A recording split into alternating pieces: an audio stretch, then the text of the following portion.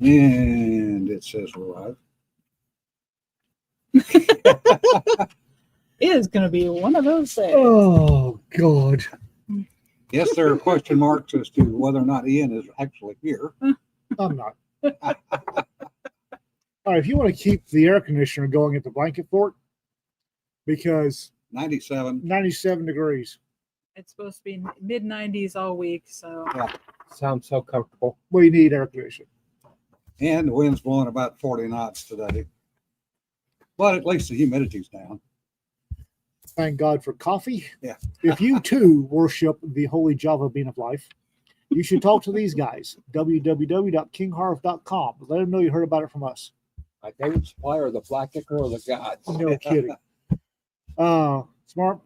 And I'm here to tell you, at LibertyCon, more smart ass t-shirts are needed. Talk to this guy, Among the Leaves Tees. Friend of ours. Let him know you heard about it from us. I just saw what this duck is doing. Yeah. I am left with 2 brain cells, and they're fighting for 3rd place. So don't expect a lot. Expect a lot of witty repartee. 2 brain cells fighting for 3rd place. Well, I'm going to start with a rant. Go then right we'll ahead. get to the fun stuff. I am so. At least hold it up close enough people can see it. Duck has a message. I want to know where that came from because I want one. I want one to put on the dash of the car. Yeah. I forget. Someone gave it to me. I am so friggin' tired of these internet experts. Oh, is You just pronounced that as internet, But- and I like it. the University of Google cranking out diplomas again? Oh, yeah. Yes. First it was climate change. Then it was tariffs. Then it was, constitutional shit. And now people that think they know more than anybody in the military, in the intelligence world, in the White House, what should or shouldn't have been done. What the fuck, people? They don't know jack shit. I don't care if he's a retired 4-star. He is being paid to say words. They do not know anything more than John Q. Public does. Granted, their background, they know a lot more about the military than, say, NBA or WNBA or an actor does. But they weren't there. They didn't see the intel. They were not in the discussions in the Situation Room. They were not in the discussions with the other countries involved. So they don't know jack shit, people. So stop fucking listening to them. Yes, the Iran declared war on the U.S. in 1979. And not only that, but it has been inflicting casualties ever since. Yes. I fought in the Cold War. I know exactly how much casualties Iran was inflicting on us. Yeah. So, Rick, as far as Caudell, the new CNO, I've met him. I've actually worked with him when he was no They- shit. Hush, the chief of staff at She don't SUPAC. work with him. You tell me that you know somebody and worked with them? Yeah. That was in the Navy? He is, How could you have ever done that? he is a very sharp individual. He's good detail oriented, and he has a rather interesting background, as you said, because he came out of ROTC. So he is not an academy pew. And I'm on King Harv's website right now. These recommendations. Okay. yeah, and I also referenced some of the stuff that Tom Rognaby said in my same post, because Tom and I put those out almost simultaneously. And I very much agree with what Tom said, which is it's nice to see the some of the so-called big wigs getting their comeuppance. Needs to happen more. So about King Harv's. The Raconteur Press blend and the Blanket Fort blend are great. If you are a coffee snob, anything out of Africa, I hardly recommend anything out of Africa. The African coffees, folks that are just now getting into African coffees. I'm really appreciating the African coffee so far. On the road, I took with me a bag of honey vanilla Starbucks that I had bought on clearance a while Oh, back. Jesus. It was ground. Everything else right now was whole bean, and I didn't have the capacity to take that on the trip with me. And she knew that I would never, ever, ever make it in It's our been pot at sitting in home. the back of the coffee cupboard. I'm like, I'll take it along, use it up, or some of it up, and kind of regretted it and wound up. Okay, tell you how bad it got. Last morning of the trip, I had stopped in Kansas, somewhere near Dodge City, and as I left the hotel, I was looking to see if there was a coffee shop anywhere close. The closest one was going into Dodge City, which I was not in the mood to do. So I stopped at the gas station and got a $1.85 20-ounce cup of coffee, and it was better than what I had been making myself with the Starbucks stuff. Oh, yeah. So I made yes. coffee this morning, and she spent at least 20 minutes talking about how good it was to have good coffee again. I was home. I had home coffee. It was. I think we're brewing Cameroon right now, and There's, that's what's in the grinder. Hey, Tiff. Good to see you. there's a reason why there is a box. Jim got me hooked on the used to be called gunpowder sticks. I don't know what they're called. I don't know what they're called now, but from Black Rifle Company, they're instant coffee sticks. Mm-hmm. There's a reason that I have those instant coffee sticks in my travel bag. I have some Vietnamese instant coffee that my friend Mark gave me, and that stuff's pretty good. Yeah. I need to get some more of it. What you do not want as far as instant coffee, I will tell you right now, is Nescafe. Or International Delights, because that Which is a stuff is Nescafe. Yeah. well, that stuff is candy in a cup. There's so much sugar in that. But that is most of what you get overseas is Nescafe. And it is really and truly that bad.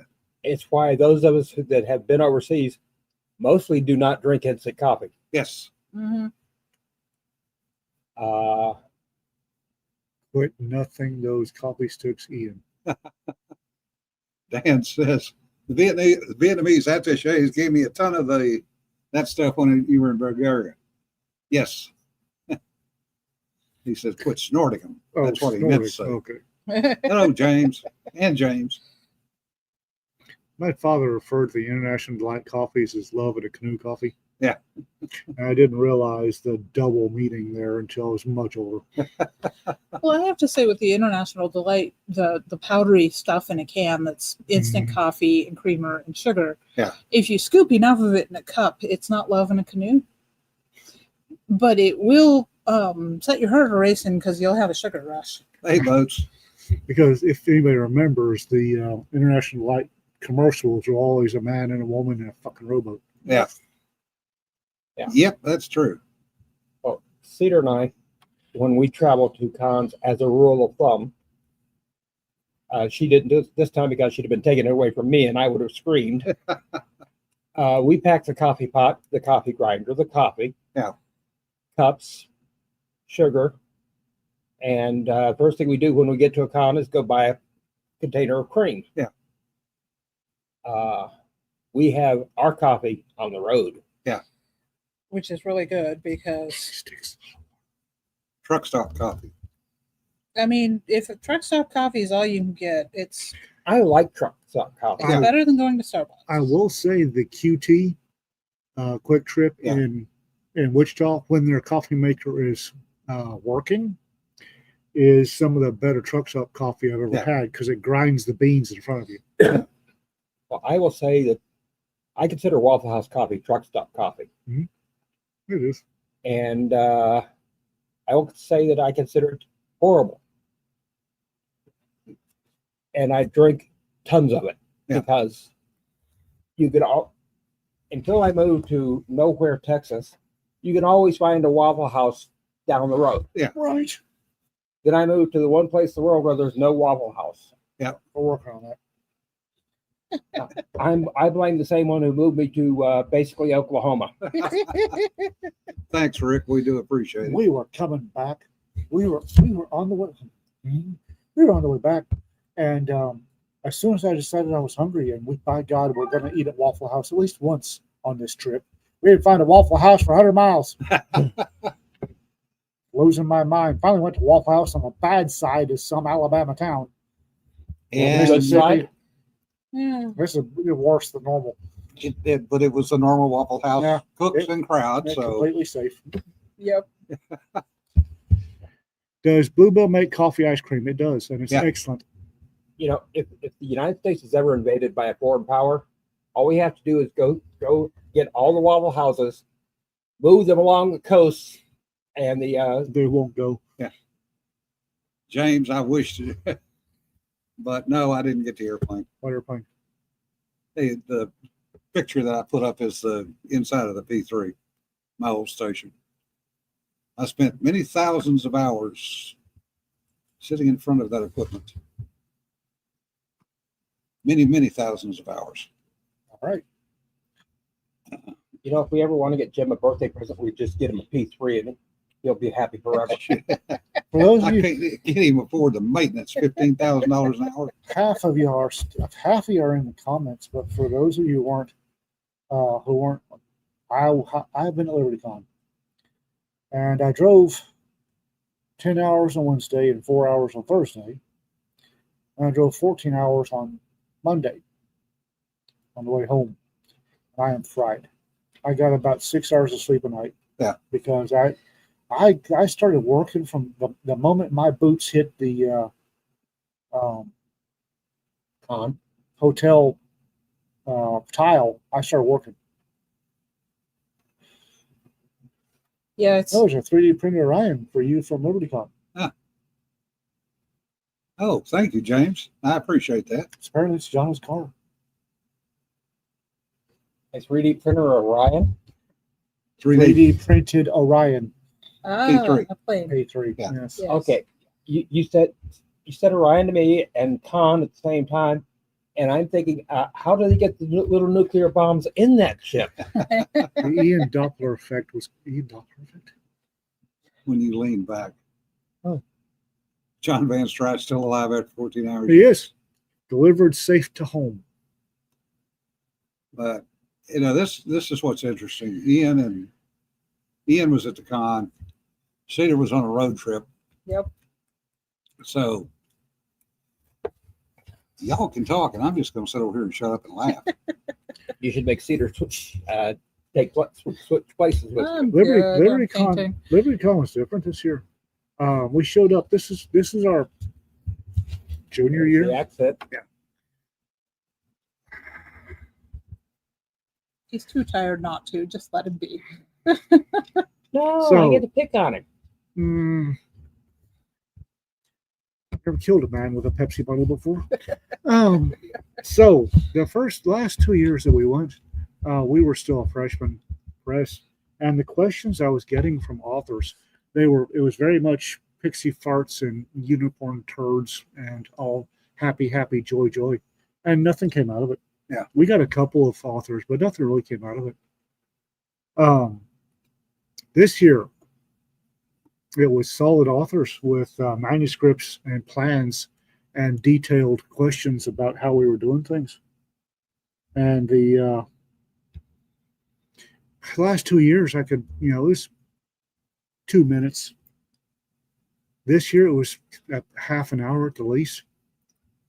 And I'm discovering something that reminds me of my Arab roots or my Mid-East roots, and not in a good way, is that some folks will take 30 minutes of woo me before they'll get to the point. They're introverts. They don't know how to get to the point. Ian, can you come up and go, come have a beer? Okay. Yeah. Having a beer. We don't even know, we're just having a beer. All right. Have the beer, get done, mildly looped, ambush in the hallway. Publishers panel last day with Tony was superb. It was a good, I got a lot of good work done. And There comes the accent. Bugger off. My folks that were there, the Rack Press folks that were there, did good work. God bless them. They carried the weight of everything. Are we approaching the point? It was back there. I'm here to tell you folks that once we get done with the we've got a retreat for everybody at the press that we'll be doing in July to plan out the 2026 year. And it was going one way this last Wednesday. And then as of Sunday evening, it's going a totally different way. Yeah. Y'all ain't seen nothing yet. Woo. Yeah, whole bunch of stuff. The publishing world. Everyone knows that the publishing world is changing. The big houses don't realize it, but everybody sees that the publishing world is changing. But everybody didn't realize that the small publishers are also changing, and in many ways, I think we're having to change faster than them. Self-publishing has changed things tremendously, especially for us. Yeah. And the advent of the internet gives. Not only can publishers talk to each other, but authors talk to each other. Can and do. And should. Okay. And do. So I'm going to put down the paints for a second and chime in here with a little history lesson. Also, everybody point and laugh at Jesse Barrett. He now works for me. Welcome aboard, Jesse. Sucker. So I came into the I know he publishing. wasn't bright. Now you proved it. I came into the publishing world sideways and inadvertently in about the year 2000. And that is when I found the Banefree Library. Yep. And shortly after finding the Banefree Library, and at the time I was the mother of a toddler and an infant, I felt like I was nursing 24/7. I was also running a small business from home, which entirely fell on my shoulders. And you cannot read a paper book while you nurse a baby with the other arm. So I was reading ebooks a lot. I went through all of the classics catalog at UPenn Online, which is kind of the predecessor of Project Gutenberg. And then I went hunting for other ebooks that were available freely to read online because I didn't have the budget to go buy books. Yep. And ebooks were still in their infancy. This is before e-readers. E-ink was sort of kind of a thought, maybe had been previewed in Japan at some tech expo. Yeah. So I found the Banefree Library and jumped in with a wee in both feet. I had never really been a huge science fiction and fantasy reader prior to that. Through the library, I found the Bane's Bar, and I started hanging out with these people who felt like coming home because it was the first time in my life I had not been the weirdo who read too much. I fit right in. I could have intelligent conversations with these people in threads on the old bar before both bar crashes. So there's this forum that I'm hanging out in. And at the time, the other two forums I hung out in were the Homeschooling Mom Forum and a Gardening Forum, if that gives you an idea of where I was on the internet. But these people rapidly became my family. And there was a slush forum in the Bane's Bar. And slush was where people would write stuff and throw a chapter or two at a time, and other people would read it and offer feedback in the comments. And it wasn't necessarily stuff that was going to be submitted to Bane, although I think that there was some hope that that would be the farm league of somebody might see the really good stuff and they'd get invited to skip the queue. I was also a volunteer slush reader for Bane themselves. Yeah. They used several different people as volunteer readers to do an initial pass through their slush pile and give feedback before it went on to the actual professional acquisitions editors. I also at this point became acquainted with Dave Freer, Sarah Hoyt, Chris Nuttall, and many, many others. Dave and Sarah in particular, I wound up involved in a writing group, and they were my mentors. And through them, I got to see the underbelly of traditional publishing outside of Bane. And so when I started writing and started, I mean, my first short story sale was to a South African science fiction and horror magazine through that writing group that I was involved in. That's what catapulted me forward into. So starting in 2010, I was in with the first wave of independent self-publishers. And I knew from the beginning it was going to be a business because I had already been running a business. In fact, this was right after my divorce. I didn't have the agency to be able to publish prior to the, or even write really prior to the divorce. Yeah. So I had already been running a business. So that part was second nature to me. I knew I needed to market. I knew I needed to up my graphic design skills to present a good polished product because I saw what the other indie authors were putting out there. And it was not that. Yeah. And at the beginning, it didn't matter. The cover seriously didn't matter at the beginning because the reading public was so hungry for something that wasn't the same old traditionally published stuff. Yeah. And Bane is a small house in terms of traditionally publishing houses. Yeah. They couldn't keep up with the demand from people who wanted really good science fiction and fantasy and other, and Bane, that's what Bane does. Yeah. Anything outside of that, forget about it. Well, the other thing you got to remember too is they were the ones that would put the CDs in the back of the books. Yes, and they Jim Bane's thing of the first taste is free paid off in spades and inspired a lot of what I do for marketing to this day. So I have been in this through the whole thing and watching it happen. I don't generally say I'm self-published because I own a publishing imprint and I've always worked with a team to do editing at the very least. Yeah. I generally have been doing my own covers since the first disastrous time I tried to hire somebody and he took the money and ran and left me with no cover. Yeah. So I've watched the small houses, the small presses, the small independent who sometimes call themselves indies, which I object to because they're small publishing houses. Independent authors is people like me that we own our own imprint, we publish our own books. Yeah. But the small presses, which is what Rack Press is now, I have watched, I can't even tell you how many rise and fall in flames, generally leaving a disaster behind. Yeah.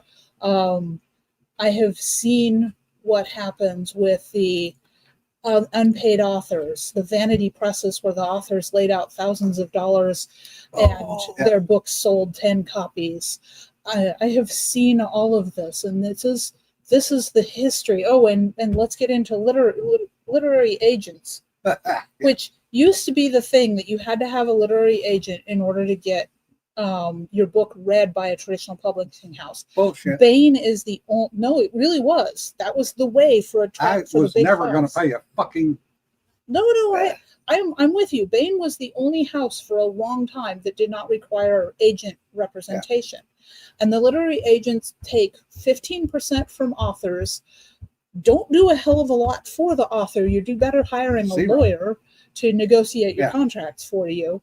And a lot of there are some big literary agents that built very famous authors for millions of dollars. Yeah. Because the checks got sent to the agent and then the agent sent on the cut to the author. And if the author didn't ask to see the books, which mostly they didn't, the agent was skimming right off the top. Well, and that brings up a point, and I want to interrupt you. No, go ahead. The skimming is taking place, and it's always taking place in trad pub. And if you as an author go in and question that traditional publisher and ask to see the books, you're going to be ostracized and outlawed. If you sue the publisher, you're still not going to get to see the books, but you'll never publish another book. Well, look at what happened with Alan Dean Foster trying to get his royalties out of Disney. Yeah. I mean, and most authors can't afford it. That's the other thing. Yeah. Which is if you look at the numbers, and I haven't looked at the numbers in quite a while, I recently republished something I had done in like 2016 that looked at the average income of an author. Mhm. And there was a lawsuit recently, and one of the things that was disclosed was the average income of a traditionally published author. And it's Less really than $10,000. low. I mean, it is not, you cannot make a living on what most traditionally published No. authors make. 1% of the published authors make money. Mm-hmm. And that's I am, and this is where I was going with the history thing. I am one of those 1% Yeah. at this point. We are currently working on getting my income up even a little bit more so I can fully support the household. But I'm already there. But that's been 15 years in the making. Yeah. I have young authors that I'm watching now that feel like they can write a novel or maybe two and then quit their day job. This is not how it works. It is a long, slow process. Yep. I first made money, and I started publishing in 2014 as a pure indie. Now, granted, I did then, and I still do, hire professional artists to do covers. Mhm. I also pay for editing because I cannot edit my own. But what kicked me off, I was in a number of side groups, gun forums, and a few other places.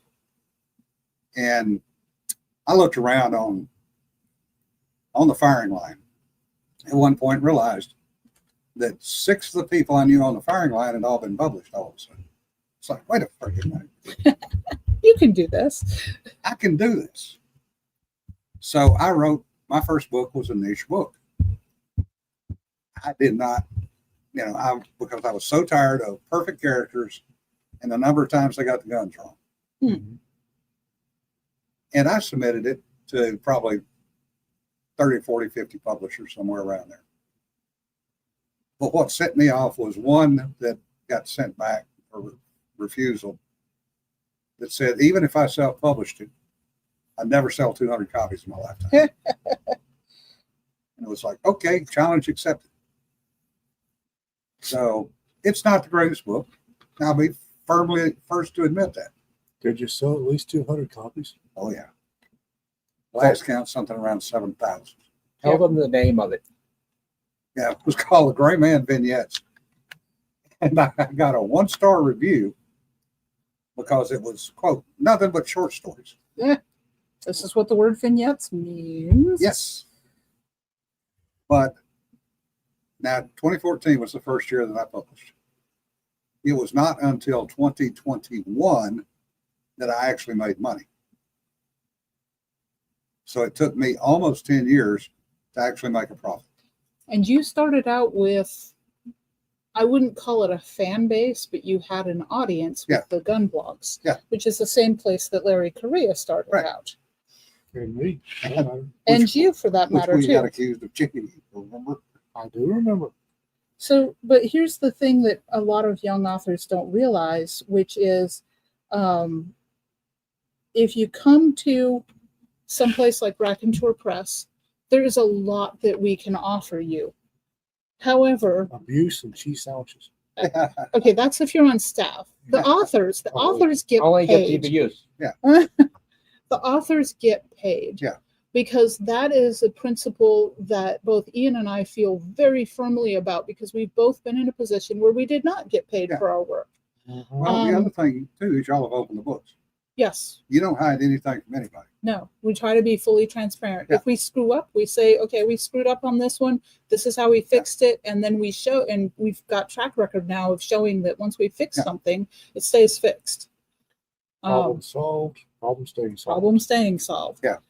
But this is why, even though I've been fiercely independent as an author from the beginning, I threw in my towel with Raconteur Press, because not every author is equipped to do what I've done. Yeah. I already had the small business experience. I already had the graphics design experience. I had the contacts in order to be able to barter for editing at the beginning when I couldn't afford it. And at this point, my editor's my mom, and she won't take money. But these are things that most independent authors are not equipped to do on their own. Yeah. So giving them a home where we can work with them to develop their skills, to give them a cover, to assist with marketing. But that's the thing. No matter where you're going to publish, it doesn't matter if you're publishing with the Big Five, if you're publishing with Raconteur Press, if you're publishing on your own, marketing is your new part-time job. Yeah. Because, and you have to learn how to do it. You absolutely must if you want to make money from a book. Yeah. If you just want to get the book published and be able to say you have a book out there in the wild, go forth and do so. Do not try to sell it to Raconteur Press, because that's not what we're in it for. We are in a business, and we are in the business of making a profit for our authors. Yeah. Rick, as far as the firing line, Doug Urban, did he turn it? At least 7 people. Kids book? I have that I not can seen think of that. are I now will have to published check the authors out of that group. submissions. So So 7 people published out of that group. Doug Urban said, Rock Press hasn't offered me much. We appreciate a response to my kids book. Doug will have to go looking, because I have not seen that in the submission folder, and I was just in there today. So we will follow up and get back with you on that. Yeah. So, But the other thing too, folks, is what's the best use of your time? Alpha Mercs, Sleeping. Best use of your time is sleeping. which was a spinoff group basically from our group. I think Alpha Mercs kind of existed before, but yes. Well, it's close enough for government work. But one of the things about Alpha Mercs was that the fact that they were willing to take snippets, more like the old Bain bar, take snippets, give folks input. Yeah, sleep is for the weak. I am very, very weak. They came off Writer's Dojo. Okay, thanks, John. But it was a similar group of people to what we do. Now, ours is a little different because we do it around the supper table on Saturday night. And but the thing is, helping people to make their writing better. That's the goal that we have, not only as a group, but also as Rack Press, as the Alpha Mercs,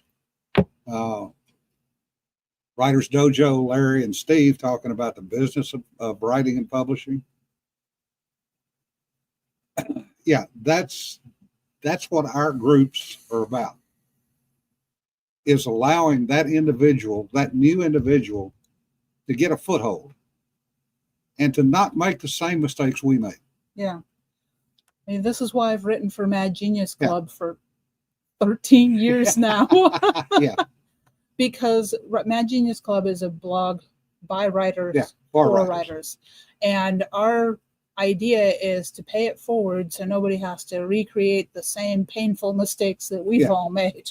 And trust me, folks, they are painful. And they did usually cost us money. Yep. Well, I will say that one of the things that I've always liked about instant authors, and I've said this many times before, is there's a sense amongst the independent authors that it's not trying to get ahead and backstab the other guy. It's, how can I help this guy? Because it's all good. We're all helping each other. Yeah. Ian says that a rising tide floats all boats, which is true. And it's Rack Press's idea. But I've always said the thing that amazes me about independent authors is authors. Wish I could learn how to talk. But it amazes me is how willing they are to help each other, and all levels. Well, my perception, for what that's worth, because I'm a grumpy old fart, is that no. You say that like it makes you unique around here. read between the lines. The thing is, the pie is not limited. You hear that all the time. It's not a zero-sum game, folks. That is pure bullshit. The pie is as big as you want it to be. What you have to do is to figure out how to capture a piece of that pie. What makes your story different? What makes your story attractive? What makes your story like something else that the reader has already Yeah. encountered and likes? So it's not just how is it different, but also how is it the same? And that's where the anthologies come to mind, Mm-hmm. because an anthology gives you multiple people.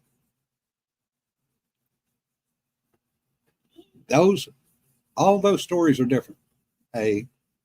One, and two, if they're already published authors, the potential exists for you to go over and take a look at what else they've written. You may find a new author. That was why before Rack Press started, I was doing anthologies. And every single time, you said at the end, I'm never doing this Never again. do this again. And thank y'all for picking that shit up. You're welcome. I'm not doing it again. Cough, cough. Wait a minute, Library you still owe us a anthologies? hunting anthology. Library anthologies? Hush. Rick says part of the infinite pie attitude. New authors don't steal market share from establishments. Correct. Yeah. No, and that's the thing, which is, I mean, I have 13 novels and I don't know how many short things out there.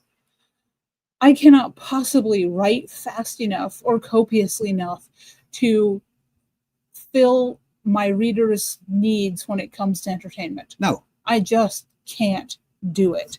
And so for me, at the end of my novels in particular, I have a section of, if you like this book, you might also like Dorothy Grant, Peter Grant, Jim Curtis, John Van Stry, so on and so forth. And sure, I'm pitching some of my friends, but these are people that I can trust to reliably produce good novels. So I trust them to be able to say, hey, my readers who trust me to give them a good read, these are also people that you might enjoy. And I trust those authors to give them a good time. Yeah. Well, back when we had Create Space was still doing it before KDP took it over. Mm-hmm. You could actually put graphics in the back of the book. And that's what I did is I went back to the old style of the Westerns that I grew up with, where they would have an advertisement in the back of the novel for other authors. Zane Grey. You can still put graphics in books. I do all the time. I just did a couple of ads for Goblin Soup today. Yeah, I know. But it's just gotten so friggin' hard. It's not hard. She does it all the time. And she's a professional graphic artist. I'm not. Speaking of professionals, I'd like to make a quick announcement. Spotted 3 people who were competent and slow at LibertyCon. So as mentioned earlier, Jesse Barrett is now a Racketeer Press staff member. Squirrels, ghosted. Fuck. Sam Robb, I can't remember his name. Sam and Sherry Robb. Sam and Sherry Robb Are also lovely people. discovered that the rag did in fact smell like chloroform. So they are also Racketeer Press folks. So we've increased by 3. Yeah, Tom, I should have gone with sea monkeys and the X-ray glasses. Hell, I'd probably made more money that way. Those ads. I wonder if you could still get sea monkeys and X-ray glasses. Oh, I'm sure you can. Oh, so, okay. So the trip that I made, I was gone for 6 days. And what I did was I went up to Cheyenne, Wyoming to watch my little cousin get married. She's my first cousin, but she's the same age as my youngest daughter because my aunt is quite a bit younger than my mom and she had her kids later in life. So her kids are actually my kids' age. It was a lovely wedding. When a pair of theater kids get married, they have fun with it. Oh, geez. But the main reason that I went up, because I don't know my young cousin all that well, was because my grandmother and both aunts and one of my uncles were going to be there. And Grandma knew I was coming, so she asked me if I would like a few books and would I like her pressed plants, her herbarium. And I enthusiastically responded in the positive because what she was asking me about were things like the Grange cookbooks. My great-grandma was in the Grange, I think, her entire life, and pretty sure Grandma was a member of it. What I got were 5 5 or 6 boxes of books and press plants. And among the books that she sent me are 2 reproduction Sears and Roebuck catalogs. Ooh. One of them is from 1900 and the other one's from 1897. You have the houses in them? Yeah, and she also sent along a 1914 American Express Traveler's Guide. Which And has the prices. ads, which has the prices and like ads for let's go to Egypt. Yeah. And the ads in those are amazing. It's a gold mine for what I do for Rack Press with creating the ads. So yeah, I got these boxes full of books. She sent me, I think, all of the Zane Greys that she had. Beautiful old editions. Some of them still with dust jackets. And it's going to take me weeks to go through what she sent to me. A lot of historical novels. And illustrated Robert Service, which is illustrated with photos from the era. Oh. So yeah, we'll share that one around at Saturday Yes. supper. But we find these treasure troves and tools that we can use. And with Rack Press, with the design that I've leaned into from the beginning with Rack Press, it's very retro. Yeah. It's a throwback because that's when the good stuff was being put out. Yeah. And this is what people associate with the good stuff is these things which were part of their childhood, even if it wasn't new in their childhood. Because I know a lot of people, including Ben Yallow, who told me that he'd read all the Tom Swift books and then got a twinkle in his eye and told me, but they were my father's. Yeah. I'm not that old. So this is what people know is the good stuff. They look back at the classics. So I want to invoke that stuff when people see a Rack Press cover, when they see a Rack Press ad. I want us to be the good stuff. Yeah.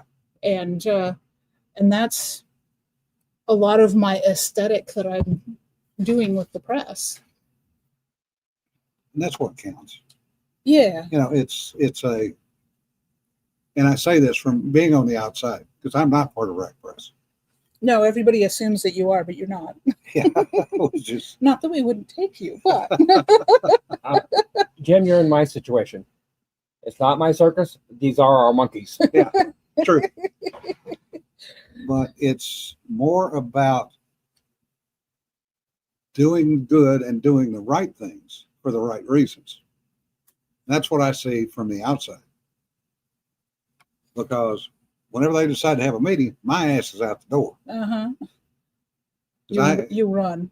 Yeah. We don't blame you. There's days we'd run too. While he may be competent, he's not slow yet. Yeah. But as somebody had noted, I haven't put a book out in over a year. Well, I've spent 6 months basically on pain pills. Mm-hmm.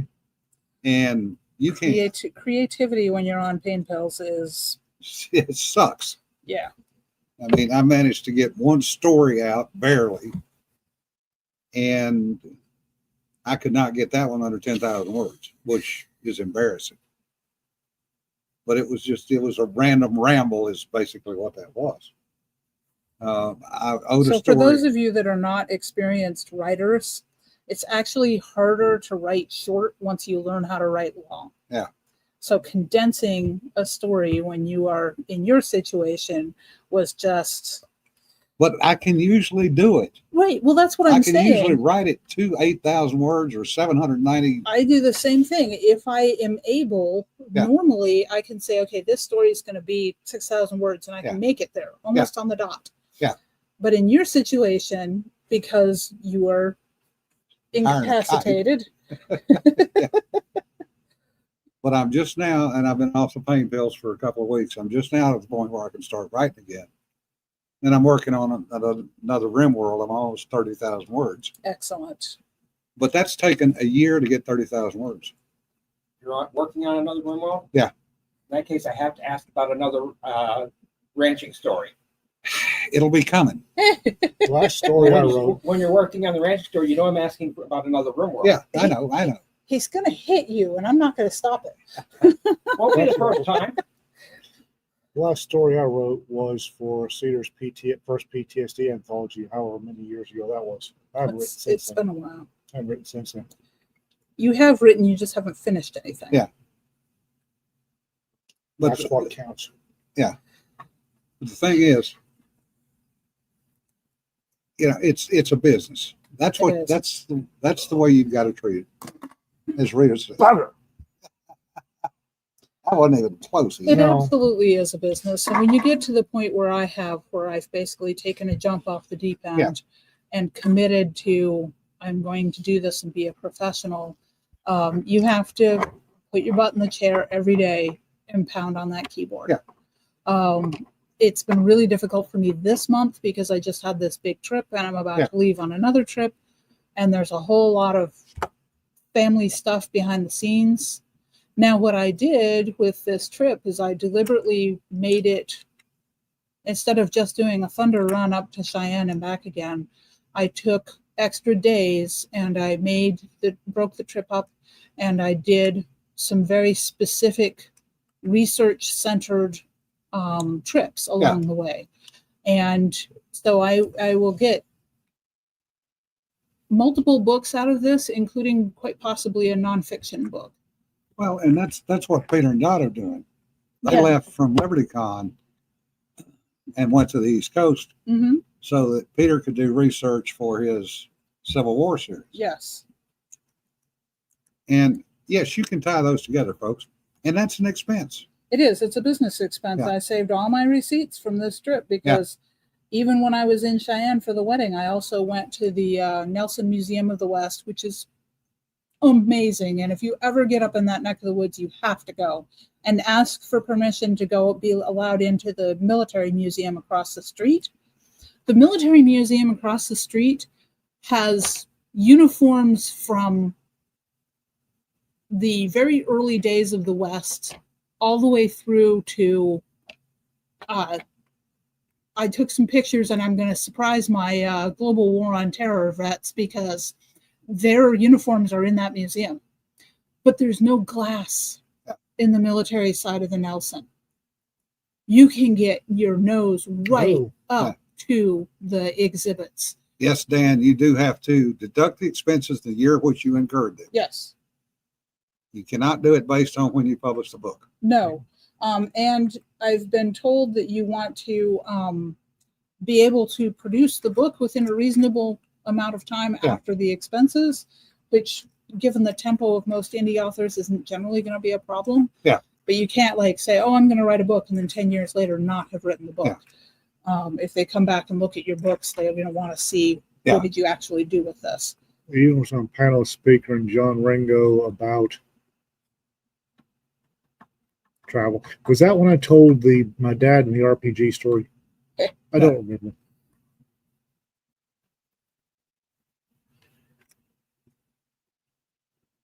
Yeah, Tripp's Life in Your Writing. Yeah, that was a good panel. I think it was just me, speaker, and John. Sounds like a good panel. Speaker was moderator. He just turned us loose. Good choice. Good choice. It's always fun to listen to you and John Ringo tell stories. bounce off each other like ping pong balls. Yeah. No, it was a no shit panel. Oh, okay. Oh, it was good. Yeah. Speaker. They all blended together. Speaker is good. He's good people. He's good people. He's also an excellent instructor. Oh, but he is also one hell of a good writer. Yeah. Of course, he's written, as he said, thousands of pages of proposals. So.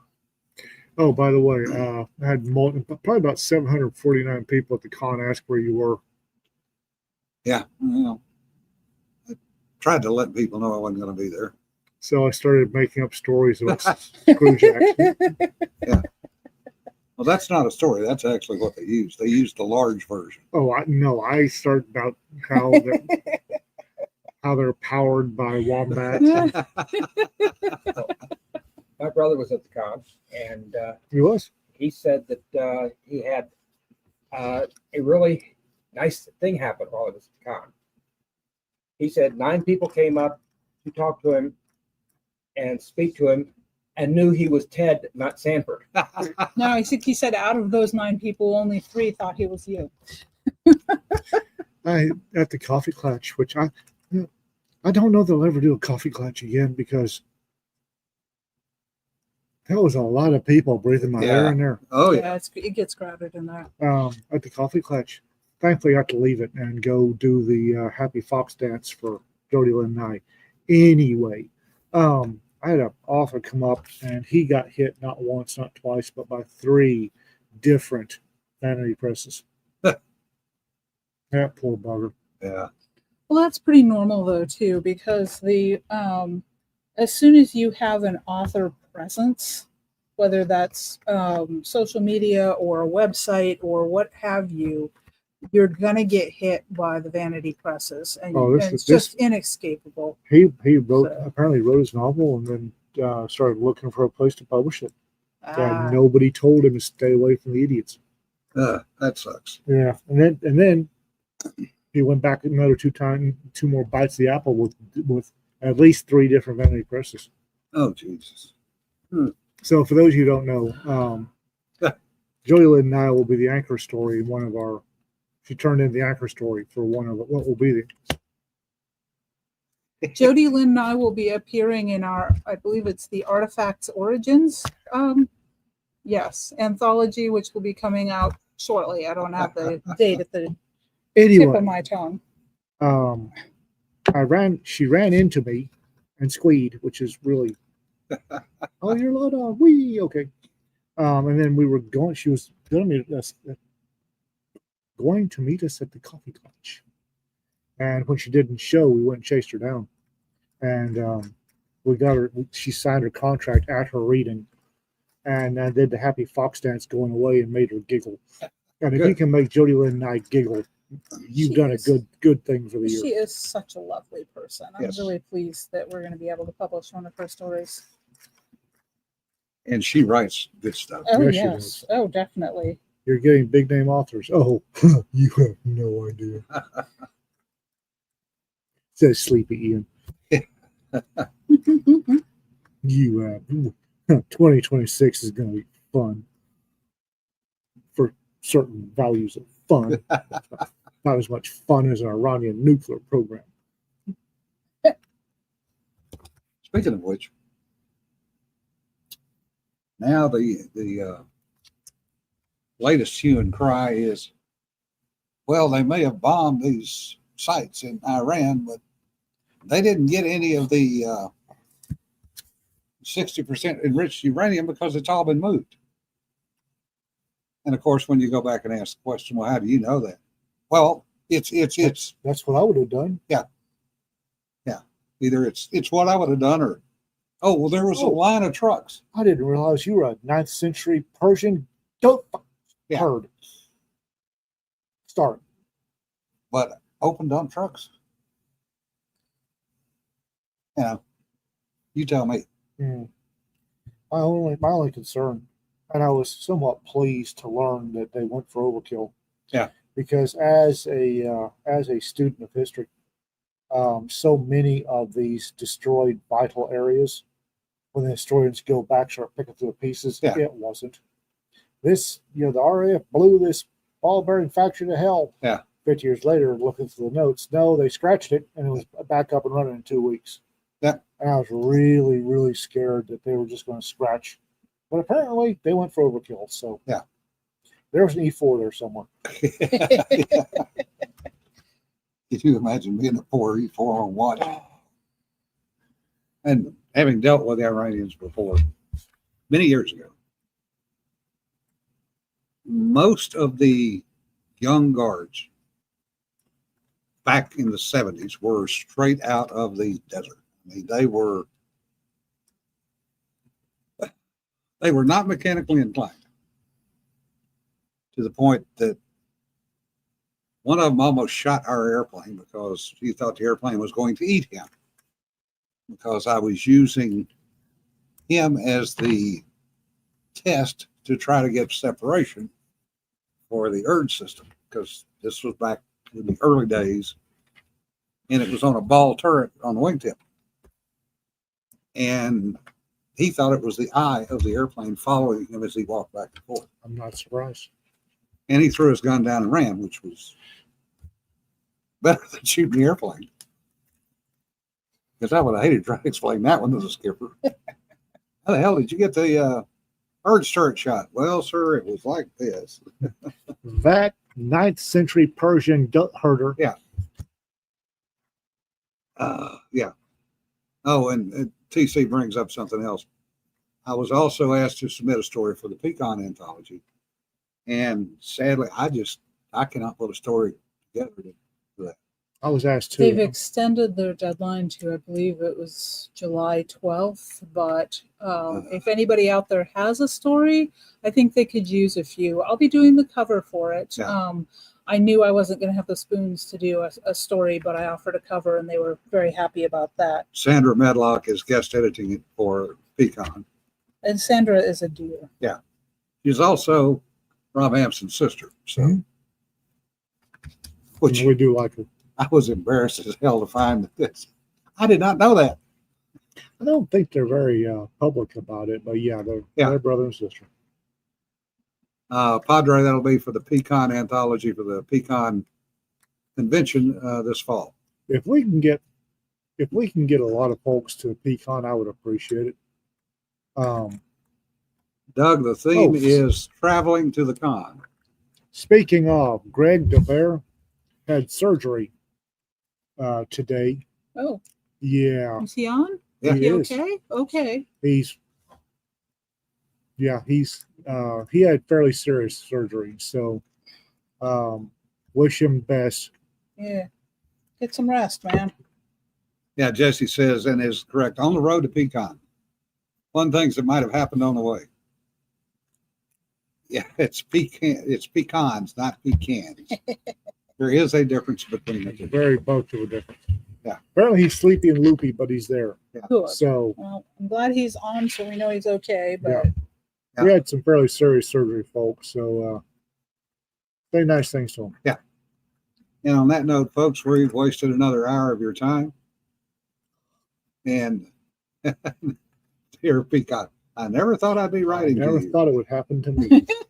if we can get a lot of folks to Pecan, I'd appreciate it. It's a It good would little be- con. it would be really nice It'd be really nice if we to kept see going. y'all because Pecan is going to be the only other con I can do this year. Yeah. We'll see what happens with next year. I'd been hoping to go to the Writers Cantina, but my son's coming in on leave, so I'm not doing the Writers Cantina. Yeah. Because I don't know when I'll get him back again because this is his transfer leave before he goes on his boat. So, which is exciting. I like Pecan. I kind of like to see it continue, and it needs bodies to continue. So if y'all could spread the word, I'd appreciate it. Bam, we definitely understand that. We've all been in that boat. Anyway, Yeah. folks, remember, don't sweat the petty stuff. Don't pet the sweaty stuff. And before you go, I have one thing to announce. Yes. Happy anniversary to the most beautiful woman in the world. Well, congratulations, you two. Congratulations. And we will see you on Thursday. Yeah. Yeah, it's Today's Tuesday. not- no, today's Tuesday. Shit. Yeah. what day of the week is It's Tuesday. Apparently it's Tuesday. it? Not Later swearing, on. not swearing to that.